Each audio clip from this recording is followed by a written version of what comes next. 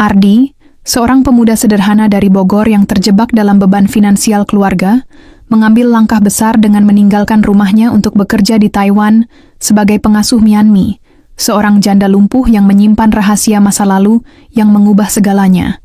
Namun, di balik sikap dingin Mianmi yang tertutup, Ardi perlahan menemukan bahwa wanita itu bukan hanya seorang pianis berbakat yang telah kehilangan semangat hidupnya. Ia juga kunci dari warisan miliaran rupiah yang tersembunyi, penuh intrik dan manipulasi. Dalam perjalanan ini, Ardi tidak hanya membantu Mianmi menemukan kembali cintanya pada musik, tapi juga membawa mereka berdua pada petualangan emosional yang akan mengubah hidup mereka selamanya.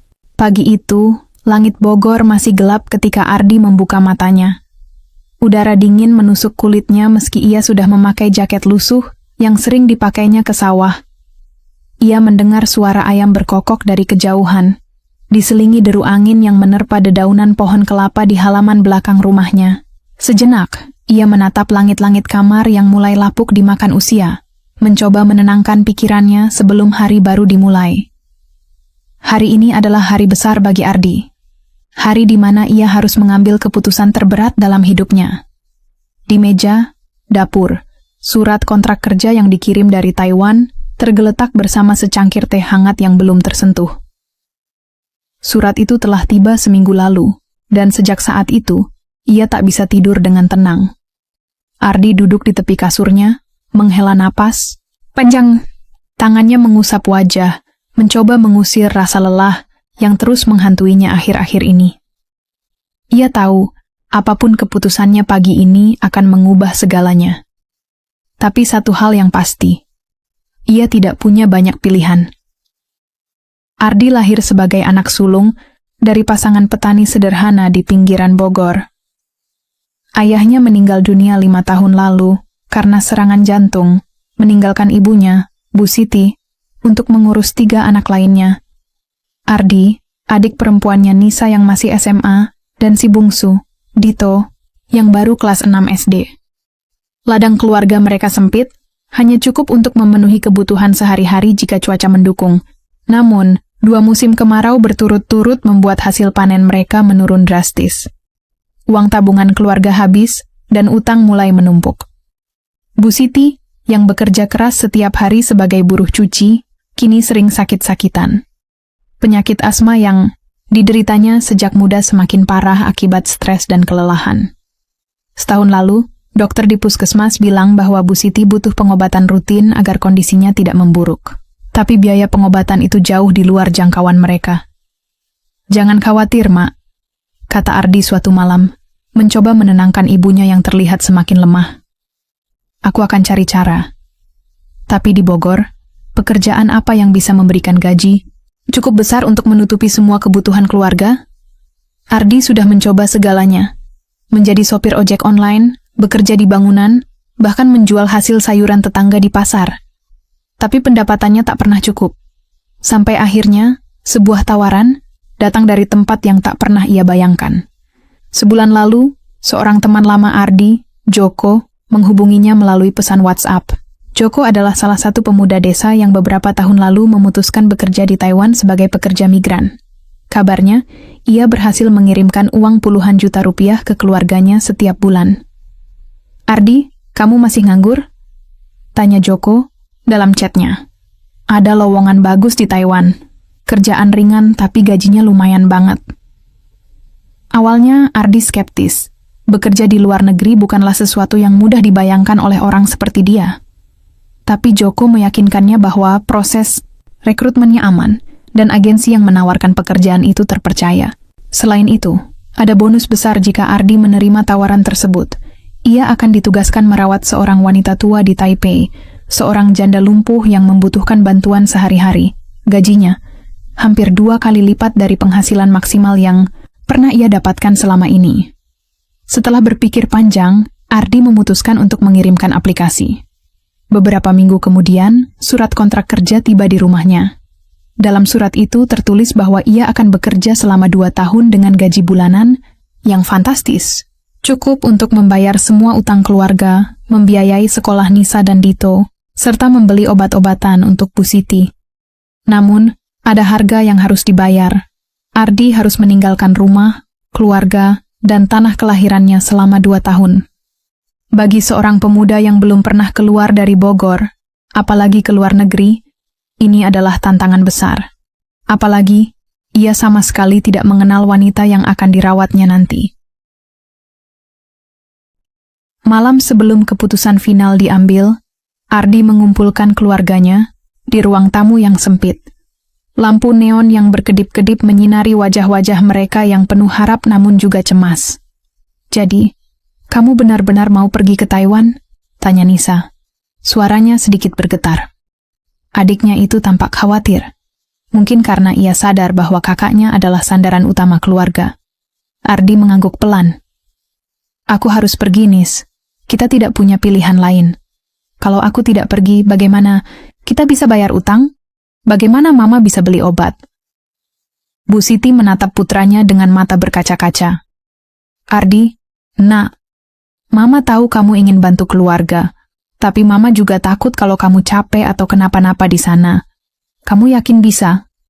Ardi tersenyum tipis, meski hatinya terasa berat. "Insya Allah, Mak. Aku janji akan baik-baik saja. Ini demi kita semua." Dito, yang biasanya ceria, hanya diam sambil memeluk lututnya. Sesekali ia menunduk, seperti berusaha menahan tangis. Ardi tahu bahwa adik bungsunya itu sangat bergantung padanya, dan kepergiannya pasti akan membuat Dito merasa kehilangan.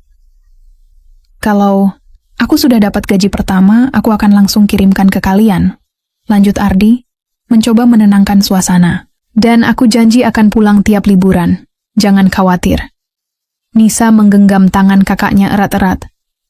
"Kamu harus hati-hati ya, Kak. Jangan sampai sakit atau kenapa-napa." Ardi mengangguk lagi, berusaha menutupi ketakutannya sendiri. Ia tahu bahwa keputusan ini tidak hanya tentang masa depan keluarganya, tapi juga tentang tanggung jawab besar yang harus ia emban. Esok paginya, Ardi berdiri di depan pintu rumah, memandang keluarganya untuk terakhir kalinya sebelum berangkat ke bandara. Tas ranselnya sudah siap di punggung, berisi pakaian sederhana dan beberapa barang penting. Bu Siti menyerahkan sebungkus nasi bungkus untuk bekal perjalanan, sementara Nisa dan Dito memeluknya erat-erat. "Jaga diri baik-baik ya, Nak," kata Bu Siti. Air mata mengalir di pipinya. "Doakan Mama di sini." Ardi memeluk ibunya erat-erat, mencoba menahan air mata yang hampir jatuh. "Aku pasti baik-baik saja, Mak. Doakan aku ya." Setelah mencium kepala Dito dan mengacak rambut Nisa, Ardi melangkah pergi menuju mobil travel yang sudah menunggunya di ujung jalan. Hatinya terasa kosong, tapi juga penuh tekad. Ia tahu bahwa perjalanan ini bukan hanya tentang mencari uang, tapi juga tentang membuktikan bahwa ia bisa menjadi tulang punggung keluarga yang kuat. Saat mobil mulai bergerak meninggalkan desa, Ardi menoleh ke arah jendela. Ia melihat siluet rumahnya yang semakin kecil, dikelilingi ladang-ladang hijau yang selalu menjadi bagian dari hidupnya. Ia menarik napas dalam-dalam, mencoba menenangkan diri. "Taiwan, aku datang," gumamnya pelan, meski dalam hati ia bertanya-tanya, apakah aku benar-benar siap untuk semua ini? Pesawat mendarat dengan suara gemuruh di Bandara Internasional Taoyuan, Taipei. Ardi menarik napas dalam-dalam saat ia melangkah keluar dari pintu kedatangan. Udara Taiwan terasa lebih dingin dibandingkan Bogor, meskipun matahari bersinar cerah di langit biru yang luas. Ia memegang tas ranselnya erat-erat, mencoba menyembunyikan kegugupan yang mulai merayap di hatinya. Seorang pria berusia sekitar 40-an tahun mendekatinya dengan senyum ramah. Pria itu mengenakan kemeja putih, rapi dan celana bahan hitam, serta membawa sebuah papan bertuliskan nama Ardi dalam huruf besar. "Kamu Ardi?" tanyanya dalam bahasa Indonesia yang agak kaku. "Iya, saya," jawab Ardi, sambil tersenyum canggung. "Aku Tuan Chen, asisten Mianmi. Selamat datang di Taiwan, mari ikut aku." Tuan Chen membantu Ardi membawa tasnya menuju mobil yang sudah menunggu di area parkir. Sepanjang perjalanan, Tuan Chen menjelaskan beberapa hal tentang pekerjaannya nanti. Mianmi adalah majikanmu. Dia wanita baik, tapi karena kondisinya, Tuan Chen berhenti sejenak, mencari kata-kata yang tepat. Dia butuh banyak bantuan sehari-hari. Kamu harus sabar ya. Ardi hanya mengangguk, mencermati jalan-jalan lebar dan gedung-gedung tinggi yang mereka lalui. Ini pertama kalinya ia melihat dunia yang begitu modern dan berbeda dari desanya. Hatinya semakin tegang. Apakah aku benar-benar bisa melakukan ini? Setelah hampir 1 jam berkendara, mereka tiba di sebuah apartemen mewah di distrik Xinyi, salah satu area paling bergengsi di Taipei. Gedung itu menjulang tinggi dengan arsitektur futuristik yang membuat Ardi merasa seperti berada di film-film. Saat masuk ke dalam lift, ia meraba dinding kaca yang mengkilap, takjub dengan kemewahan yang belum pernah ia lihat sebelumnya. Tuan Chen membuka pintu apartemen dengan kartu akses elektronik. Ardi melangkah masuk dan langsung disambut oleh ruang tamu yang luas dengan sofa kulit coklat, meja marmer besar, dan lampu gantung kristal yang megah. Di sudut ruangan, ada sebuah piano hitam besar yang tampak sangat antik. Ruangan itu sunyi, hanya terdengar bunyi detik jam dinding yang terletak di dinding. Bu Mianmi sedang istirahat di kamarnya, kata Tuan Chen pelan. Aku akan memperkenalkanmu padanya sebentar lagi. Sementara itu, kamu bisa taruh barang-barangmu di kamar asisten. Tuan Chen membawa Ardi ke sebuah kamar kecil namun nyaman di sisi apartemen. Kamar itu dilengkapi tempat tidur single, meja kecil dan lemari untuk menyimpan pakaian. Meski sederhana dibandingkan kemewahan ruang tamu, kamar ini terasa cukup bagi Ardi. Beberapa menit kemudian, Tuan Chen memanggil Ardi untuk bertemu Mianmi. Mereka berjalan menuju kamar utama yang berada di ujung koridor. Saat pintu terbuka, Ardi melihat seorang wanita paruh baya duduk di kursi roda dekat jendela besar yang menghadap ke kota. Wanita itu tampak anggun dengan gaun sutra berwarna pastel, rambutnya yang beruban sedikit panjang dan tersisir rapi. Bu Mianmi, ini Ardi, asisten baru Anda, kata Tuan Chen sopan. Mianmi menoleh perlahan, matanya yang tajam memandang Ardi dari atas ke bawah, membuat pemuda itu merasa seperti sedang diuji. Ada sesuatu dalam tatapannya, dingin, namun juga penuh keraguan. Selamat datang Ardi, katanya dalam bahasa Inggris yang fasih, suaranya lembut namun datar. Semoga kita bisa bekerja sama dengan baik. Ardi merasa sedikit gugup karena bahasa Inggrisnya tidak terlalu lancar, tetapi ia mencoba menjawab dengan sopan. Terima kasih Bu, saya akan berusaha yang terbaik. Mianmi hanya mengangguk singkat sebelum kembali menatap keluar jendela.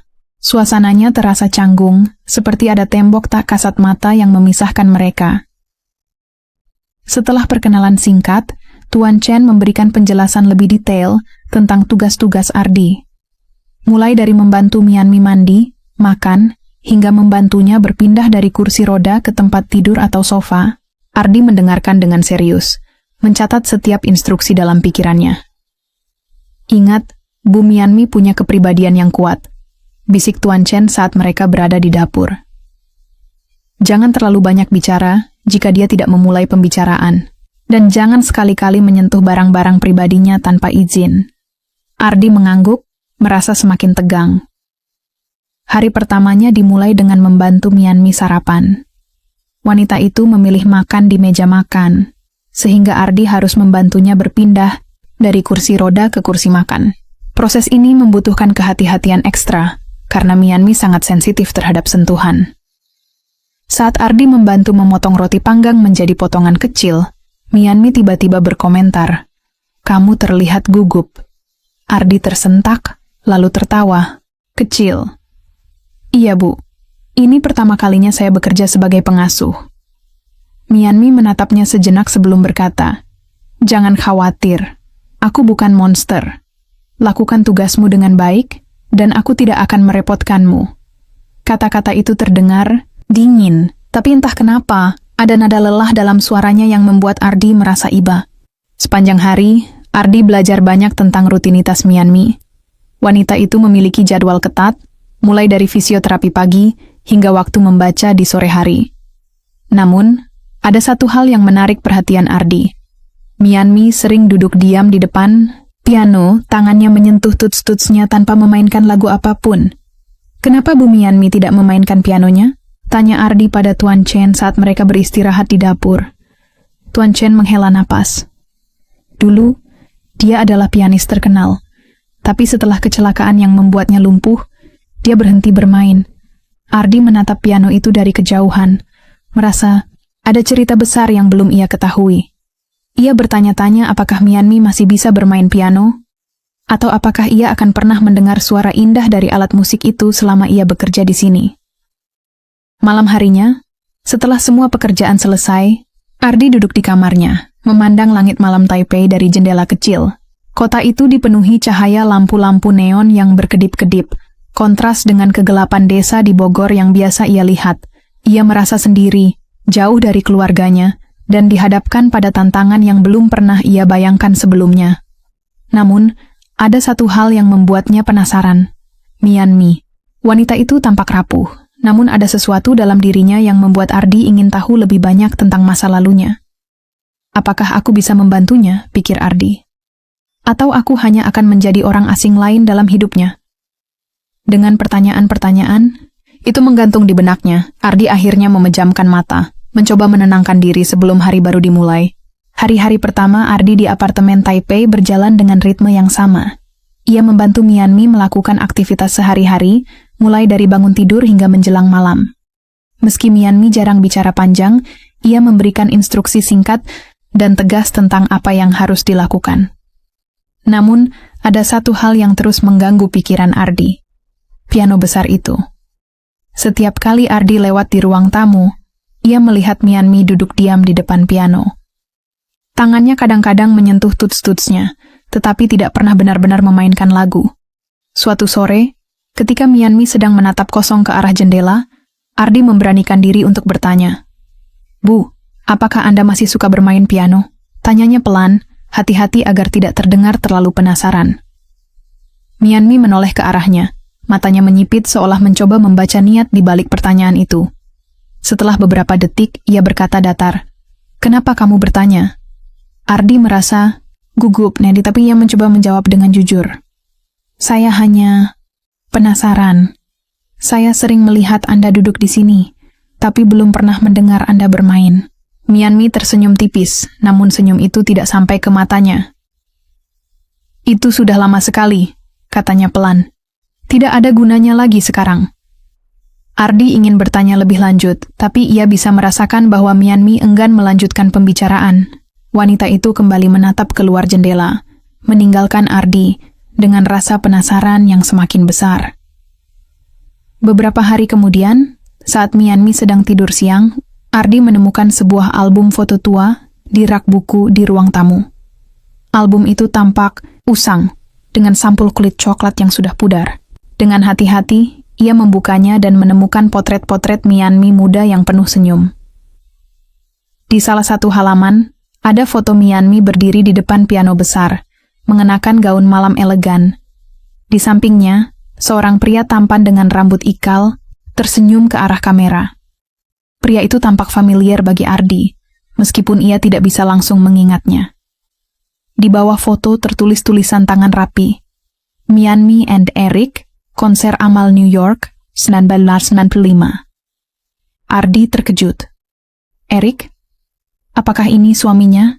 Ia membuka halaman berikutnya dan menemukan foto-foto lain yang menunjukkan Mianmi sedang bermain piano di atas panggung, dikelilingi sorot lampu dan tepuk tangan penonton. Ada juga artikel koran tua yang dipres dalam plastik, berjudul Mianmi Chen, pianis berbakat dari Taiwan yang menaklukkan dunia musik klasik. Tiba-tiba, langkah kaki terdengar dari belakang.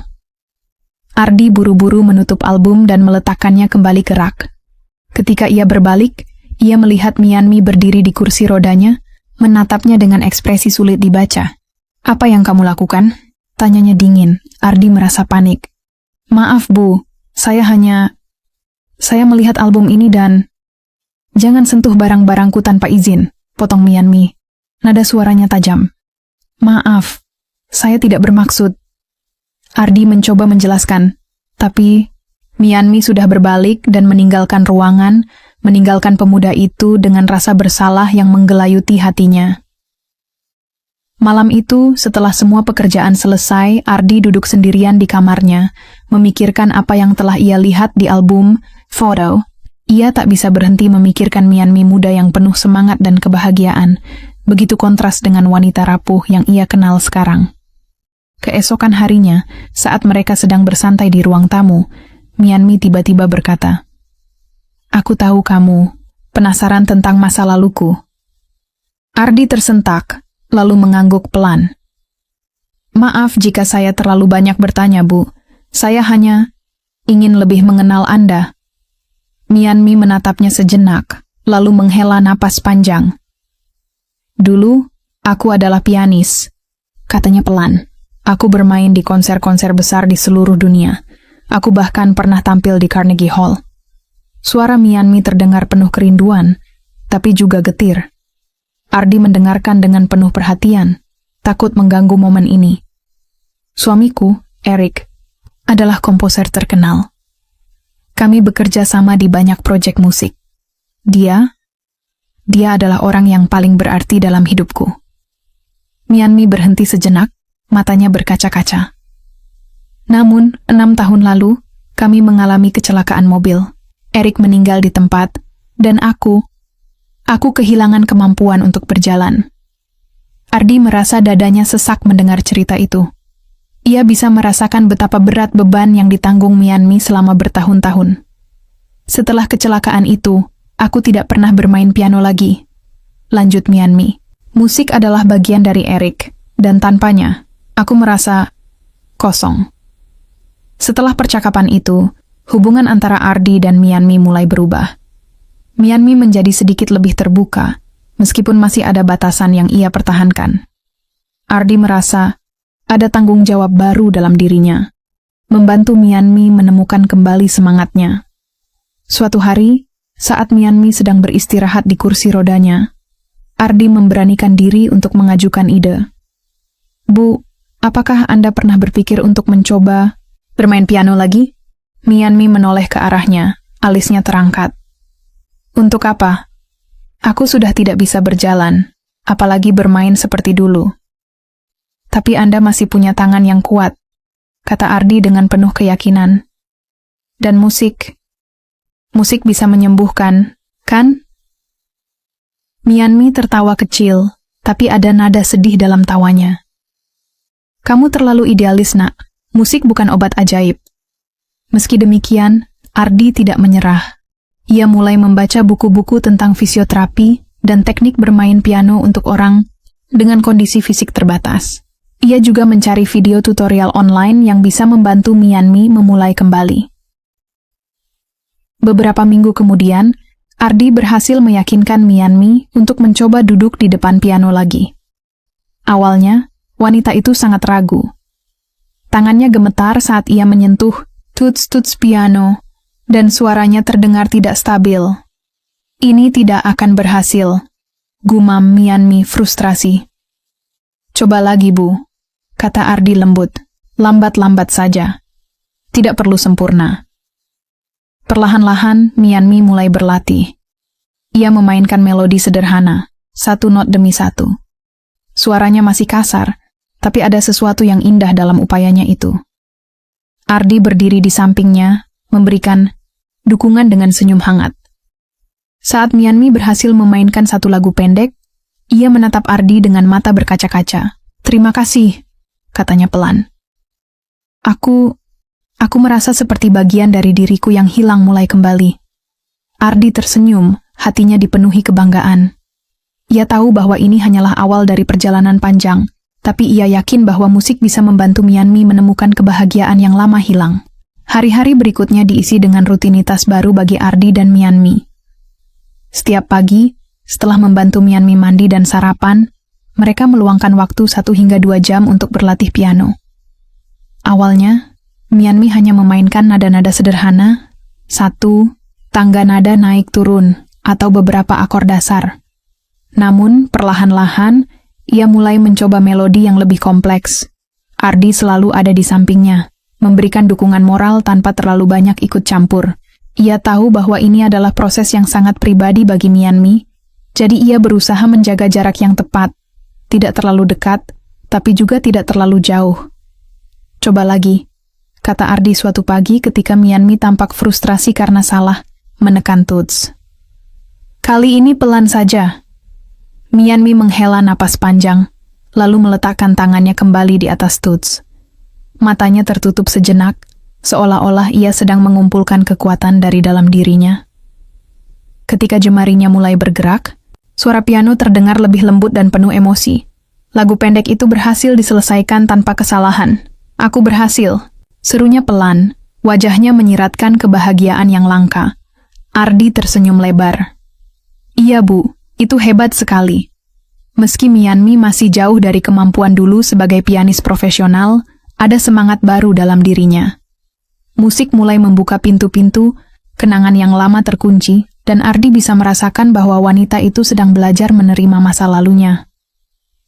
Selain latihan piano, hubungan antara Ardi dan Mianmi juga semakin hangat dalam aktivitas sehari-hari lainnya. Saat membantu Mianmi mandi, misalnya, Ardi sudah tidak lagi merasa canggung seperti minggu-minggu pertama. Ia belajar bagaimana cara membantunya dengan sopan, namun tetap efisien, sehingga Mianmi merasa nyaman. Kamu pasti capek ya? Tanya Mianmi suatu sore saat Ardi mengeringkan rambutnya setelah keramas. Ardi tertawa kecil. Tidak juga, Bu. Saya senang bisa membantu. Mianmi menoleh ke arahnya. Matanya penuh rasa ingin tahu. Kenapa kamu mau bekerja di sini? Di Bogor, apa keluargamu baik-baik saja? Pertanyaan itu membuat Ardi terkejut. Selama ini, mereka jarang membicarakan kehidupan pribadi Ardi. Namun, entah kenapa, Mianmi mulai tertarik untuk mengenal pemuda itu lebih dalam. Keluarga saya? Mereka butuh bantuan, jawab Ardi pelan. Ibu saya sakit, dan adik-adik saya masih sekolah. Saya harus cari uang untuk biaya pengobatan dan sekolah mereka. Mianmi terdiam sejenak, lalu berkata, Kamu punya hati yang besar, Nak. Kamu rela meninggalkan rumah demi orang-orang yang kamu cintai. Ardi merasa dadanya sesak mendengar kata-kata itu. Ia tidak pernah menganggap dirinya istimewa, tapi Mianmi benar. Baginya, keluarga adalah segalanya, dan ia akan melakukan apa saja untuk melindungi mereka. Suatu malam, Mianmi meminta Ardi untuk makan malam bersamanya di meja makan. Biasanya, Ardi makan sendiri di dapur setelah semua pekerjaannya selesai. Tapi kali ini, Mianmi ingin berbagi cerita tentang hidupnya di dunia musik. Dulu, aku sering makan malam bersama Erik sebelum konser, katanya sambil menuangkan teh hijau ke dalam cangkir mereka. Dia selalu bilang bahwa musik bukan hanya soal teknik, tapi juga soal perasaan. Mainkan musikmu dengan hatimu, katanya. Ardi mendengarkan dengan penuh perhatian. Cerita-cerita Mianmi tentang suaminya selalu terdengar begitu indah, meski dibalut dengan kesedihan yang mendalam. Erik pasti sangat bangga pada Anda, Bu, kata Ardi pelan. Anda kuat, meski sudah begitu lama, Anda masih ingat ajaran-ajarannya. Mianmi tersenyum tipis, matanya berkaca-kaca. Terima kasih, Ardi. Kata-katamu membuatku merasa lebih ringan. Malam itu, mereka berbicara lebih banyak daripada biasanya.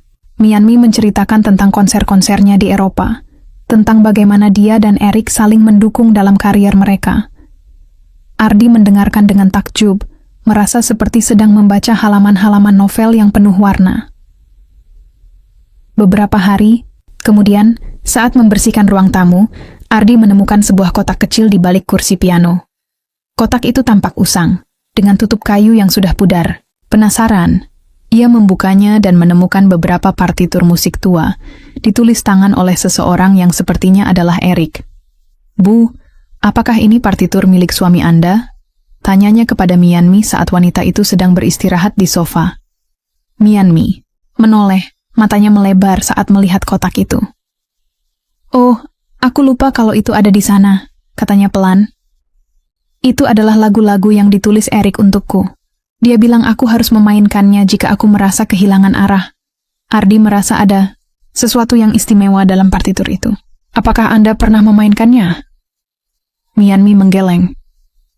Tidak, aku belum siap. Namun, Ardi merasa bahwa partitur itu bisa menjadi alat yang baik untuk membantu Mianmi melanjutkan proses penyembuhannya. Bagaimana kalau kita coba? Pelan-pelan saja, usulnya. Mianmi menatapnya lama, lalu mengangguk pelan. Baiklah, tapi aku ingin melakukannya sendiri. Setiap hari, Mianmi mulai mempelajari partitur-partitur Eric. Proses ini tidak mudah. Ada notasi-notasi yang sulit dipahami, dan kadang-kadang Mianmi merasa frustrasi. Namun, ada satu hal yang membuatnya terus melanjutkan. Musik itu adalah bagian dari suaminya. Saat Mianmi berhasil memainkan salah satu lagu Eric dengan sempurna, ia menangis. Bukan karena kesedihan, tapi karena kebahagiaan. Untuk pertama kalinya dalam bertahun-tahun, ia merasa dekat dengan Eric lagi. Terima kasih, Ardi, katanya setelah lagu itu selesai. Kamu telah membantuku menemukan kembali diriku sendiri. Ardi tersenyum, meski dadanya terasa sesak karena emosi yang terlalu besar. Ia tahu bahwa ini adalah awal dari transformasi besar bagi Mianmi. Musik bukan hanya alat untuk menyembuhkan, tapi juga jembatan yang menghubungkan masa lalu dan masa kini.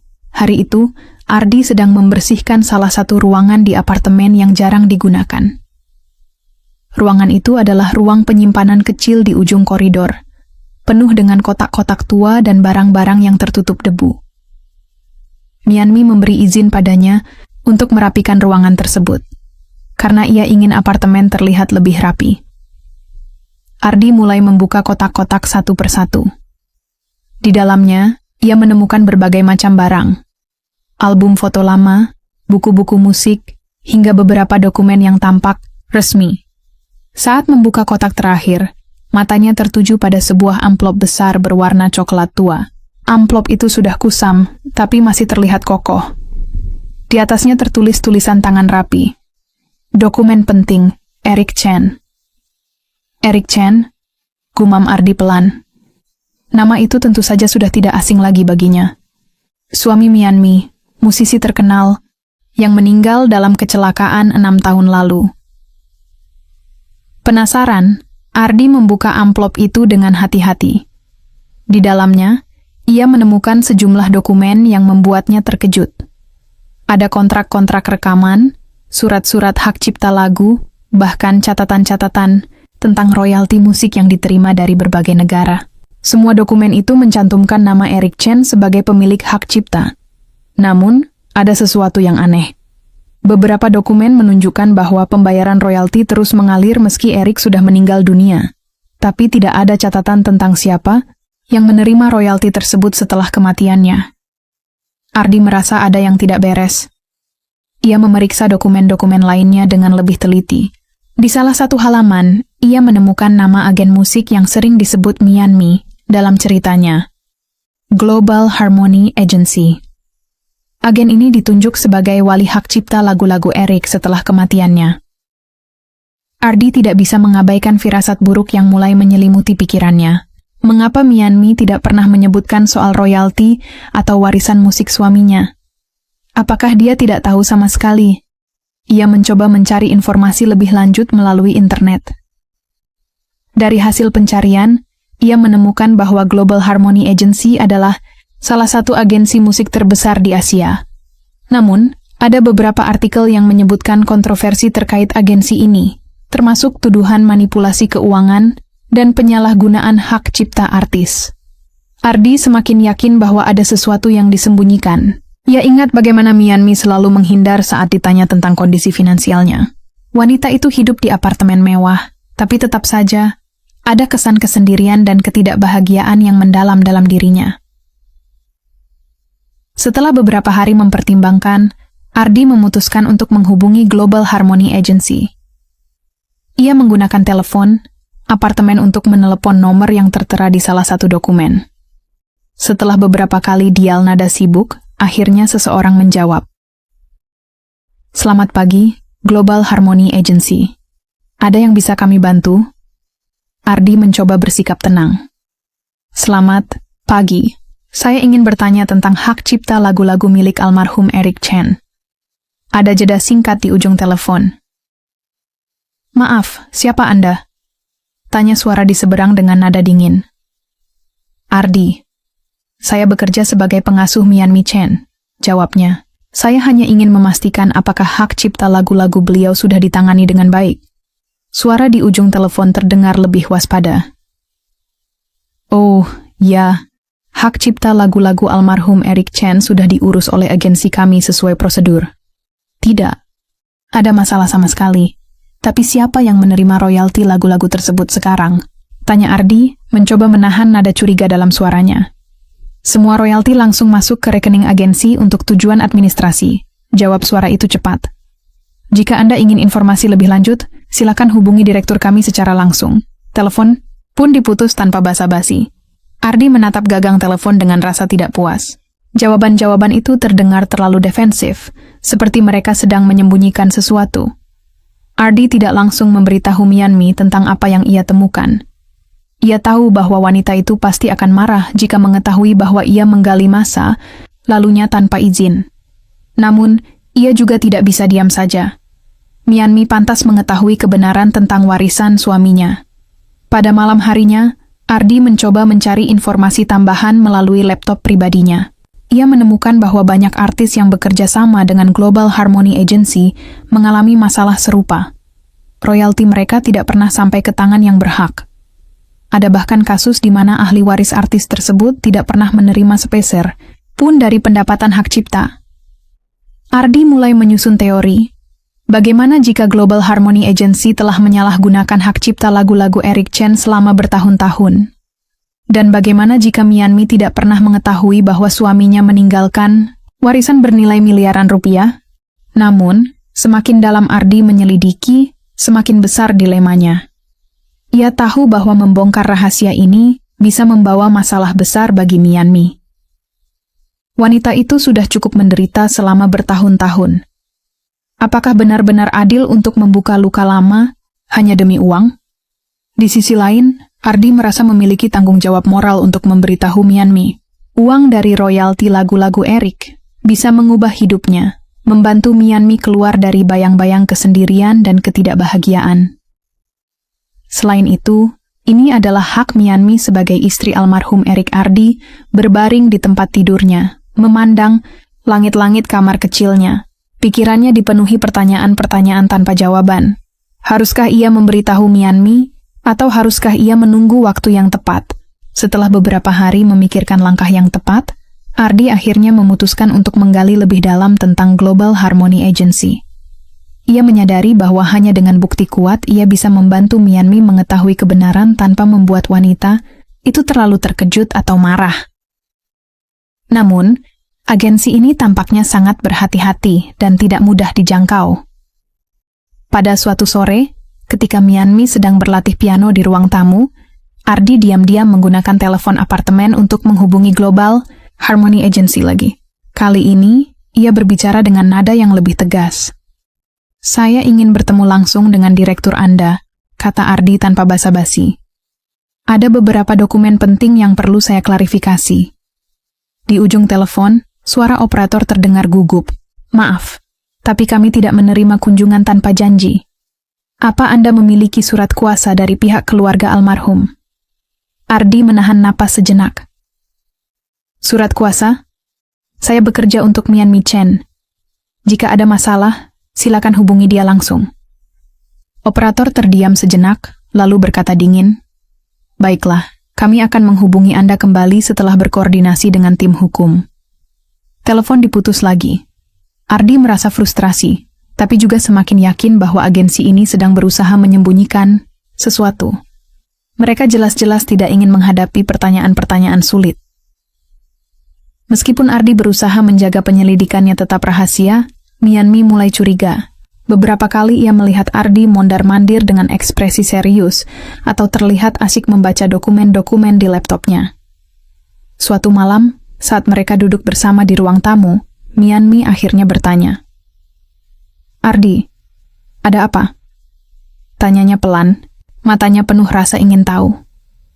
Kamu terlihat gelisah akhir-akhir ini. Ardi tersentak, lalu mencoba tersenyum santai. Tidak apa-apa, Bu. Hanya pekerjaan biasa. Mianmi menatapnya lama, seperti mencoba membaca pikiran pemuda itu. Jangan bohong padaku, nak. Kamu pasti punya masalah. Katakan saja. Ardi merasa dadanya sesak. Ia tahu bahwa Mianmi pantas mengetahui kebenaran, tapi ia juga takut jika wanita itu akan merasa dikhianati karena ia menyelidiki hal-hal tanpa izinnya. Bu, saya menemukan sesuatu, katanya akhirnya. Suaranya terdengar ragu. Beberapa dokumen tentang hak cipta, lagu-lagu almarhum suami Anda. Tampaknya ada sesuatu yang tidak beres. Mianmi terdiam sejenak, matanya melebar. Hak cipta? Apa maksudmu? Ardi menarik napas dalam-dalam, lalu menjelaskan semua yang telah ia temukan di ruang penyimpanan, termasuk panggilan teleponnya dengan Global Harmony Agency. Ia berharap Mianmi akan mengerti niat baiknya, tapi reaksi wanita itu justru sebaliknya. Kenapa kamu berani menggali hal-hal itu tanpa izin? Bentak Mianmi, suaranya tajam. Itu adalah masa lalu, Erik, bukan urusanmu. Ardi merasa panik. Bu, saya hanya ingin membantu. Saya pikir Anda berhak tahu. Cukup, potong Mianmi dengan nada marah. Kamu tidak mengerti apa-apa tentang hidupku, nak. Jangan ikut campur. Mianmi meninggalkan ruangan dengan kursi rodanya, meninggalkan Ardi sendirian di tengah suasana tegang. Pemuda itu merasa hatinya terasa kosong. Ia tahu bahwa ia bermaksud baik, tapi Mianmi jelas merasa dikhianati. Malam itu, Ardi duduk di kamarnya, memikirkan apa yang harus dilakukan selanjutnya. Ia tahu bahwa Mianmi sedang marah, tapi ia juga tahu bahwa wanita itu pantas mendapatkan keadilan. Uang dari royalti lagu-lagu Erik bisa mengubah hidupnya, dan Ardi tidak bisa begitu saja membiarkan kesempatan ini hilang. Ia membuka laptopnya lagi, dan mulai mencari informasi tambahan tentang Global Harmony Agency. Setelah beberapa jam mencari, ia menemukan artikel tentang seorang pengacara terkenal di Taipei, yang spesialisasinya adalah kasus penyalahgunaan hak cipta musik. Pengacara itu bernama Mr. Lin, dan reputasinya sangat baik di kalangan artis. Ardi memutuskan untuk menghubungi Mr. Lin. Setelah beberapa kali gagal, akhirnya ia berhasil berbicara dengan asisten pengacara tersebut. Saya butuh bantuan untuk menyelidiki sebuah agen musik, kata Ardi, mencoba menjelaskan situasinya secara singkat. Mereka mungkin telah menyalahgunakan hak cipta lagu-lagu klien mereka. Asisten Mr. Lin mencatat beberapa detail, lalu berkata, "Datanglah ke kantor besok pagi. Kami akan lihat apa yang bisa kami lakukan." Keesokan harinya, Ardi pergi ke kantor Mr. Lin tanpa memberitahu Mianmi. Di sana, ia bertemu dengan pengacara yang tampak profesional namun ramah. Setelah mendengar cerita Ardi, Mr. Lin tampak tertarik. Ini adalah kasus yang cukup besar, katanya sambil meneliti dokumen-dokumen yang dibawa Ardi. Jika benar bahwa agensi ini telah menyalahgunakan hak cipta, maka kita bisa menuntut mereka atas kerugian finansial yang signifikan. Namun, Mr. Lin juga memberi peringatan. Tapi ingat, ini bukan pekerjaan mudah. Mereka pasti akan melawan dengan keras, dan Anda harus siap menghadapi konsekuensinya. Ardi mengangguk, tekadnya semakin bulat. Saya siap, Pak. Ini demi Mianmi. Mr. Lin tersenyum tipis. Baiklah. Langkah pertama adalah mengumpulkan bukti kuat. Saya akan membantu Anda, tapi Anda harus tetap tenang dan fokus. Beberapa hari kemudian, Ardi menerima panggilan telepon dari nomor yang tidak dikenal. Saat ia mengangkatnya, suara di ujung telepon terdengar dingin dan mengintimidasi. "Kami tahu apa yang Anda lakukan," kata suara itu. "Berhenti menggali masalah ini jika Anda tidak ingin ada masalah." Ardi merasa darahnya berdesir. Ia tahu bahwa ini adalah ancaman dari Global Harmony Agency. Namun, bukannya takut, ia justru semakin yakin bahwa ia berada di jalur yang benar. "Saya tidak takut pada ancaman," jawab Ardi dengan nada tegas. "Saya hanya ingin keadilan." Telepon diputus, tapi Ardi tahu bahwa ini baru permulaan.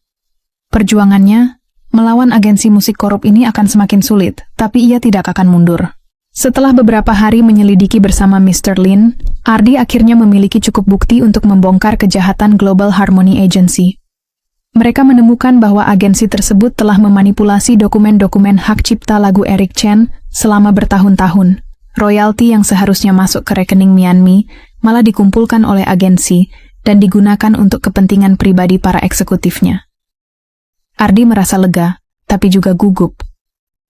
Ia tahu bahwa ini adalah momen penting, dan ia harus memberitahu Mianmi tentang penemuannya.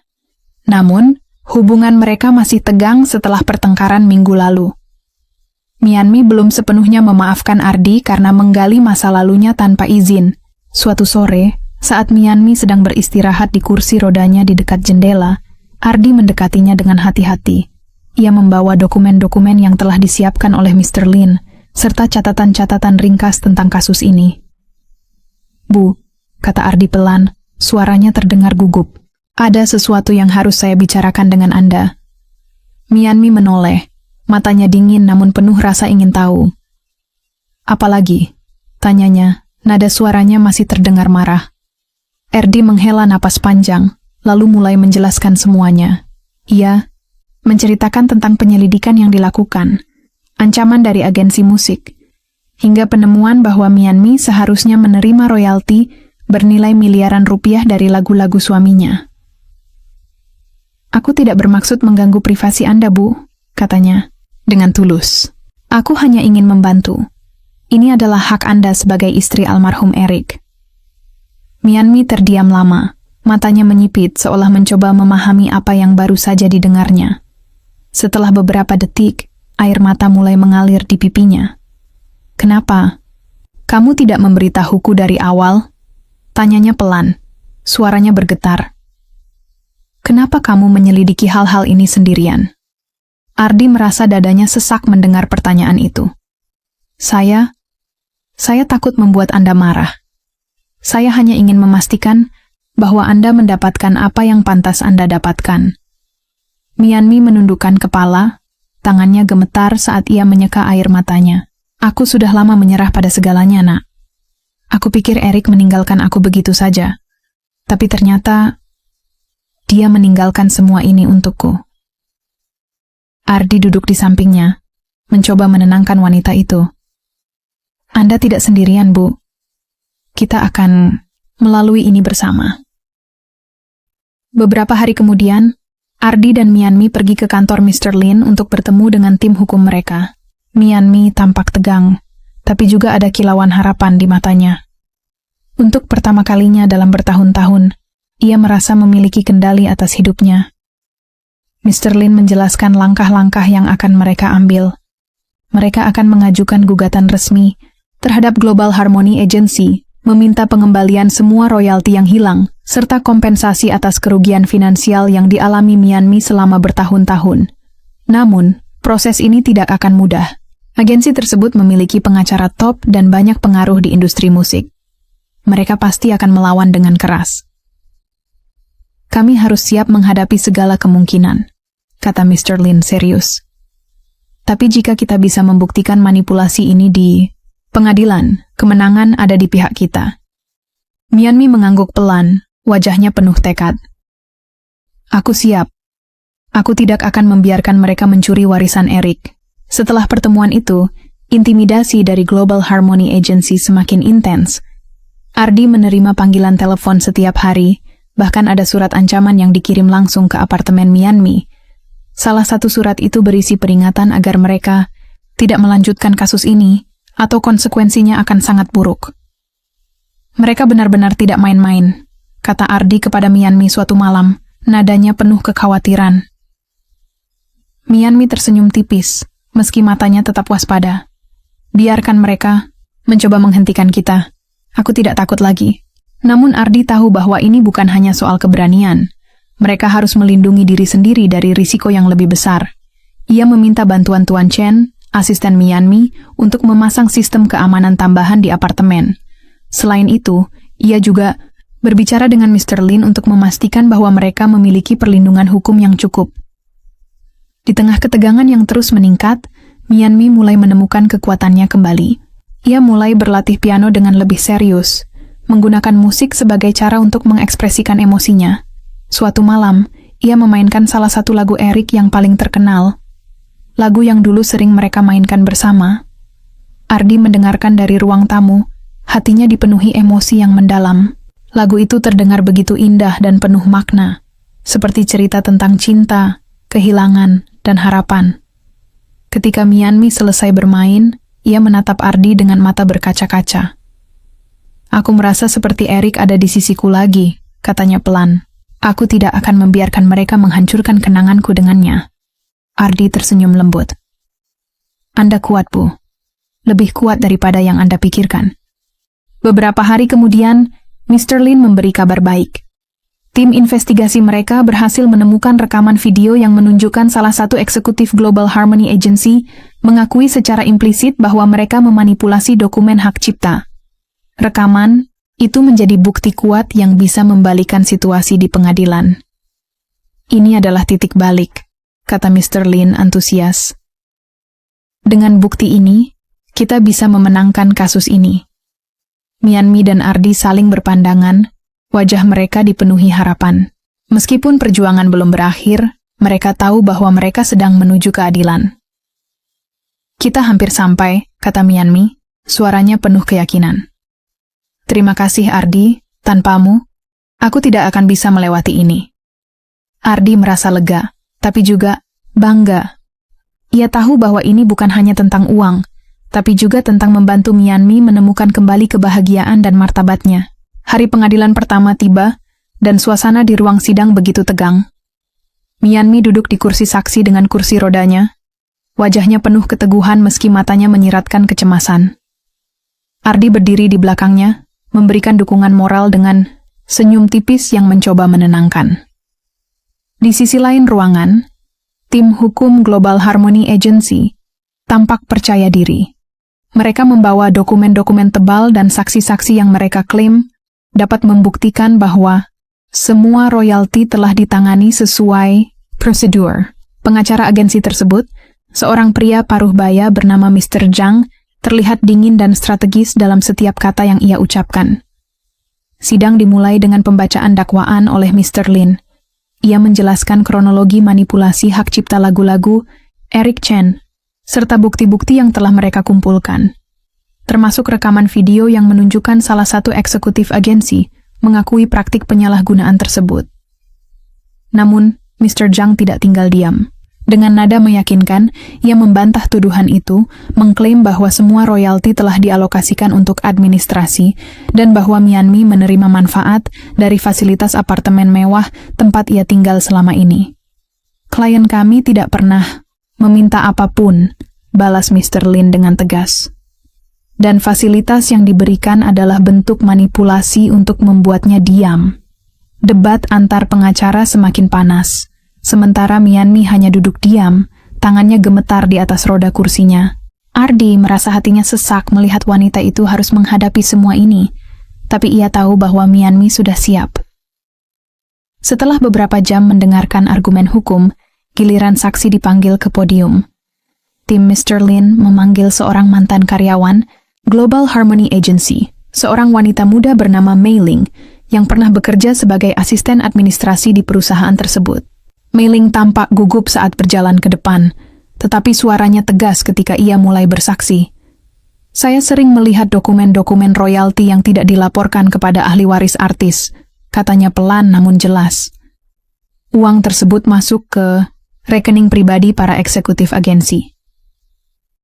Mr. Zhang segera bangkit dari kursinya, mencoba melemahkan kesaksian Mei Ling dengan pertanyaan-pertanyaan provokatif. "Apakah Anda memiliki bukti konkret? Atau ini hanya spekulasi karena Anda memiliki dendam pribadi terhadap perusahaan?" Mei Ling tampak goyah sejenak, lalu berkata, "Saya memiliki salinan dokumen internal yang saya simpan. Saya takut jika saya tidak melaporkan ini, kejahatan ini akan terus berlanjut." Sidang menjadi lebih intens saat salinan dokumen Mei Ling diserahkan kepada hakim. Mianmi menatap dokumen itu dengan mata berkaca-kaca, seolah-olah ia bisa melihat jejak suaminya dalam setiap hurufnya. Setelah sidang hari pertama selesai, Mianmi dan Ardi keluar dari gedung pengadilan dengan langkah berat. Media telah berkumpul di luar, mencoba mengambil foto dan bertanya tentang kasus ini. Namun, Mianmi hanya menundukkan kepala, sementara Ardi melindungi wanita itu dari sorotan kamera.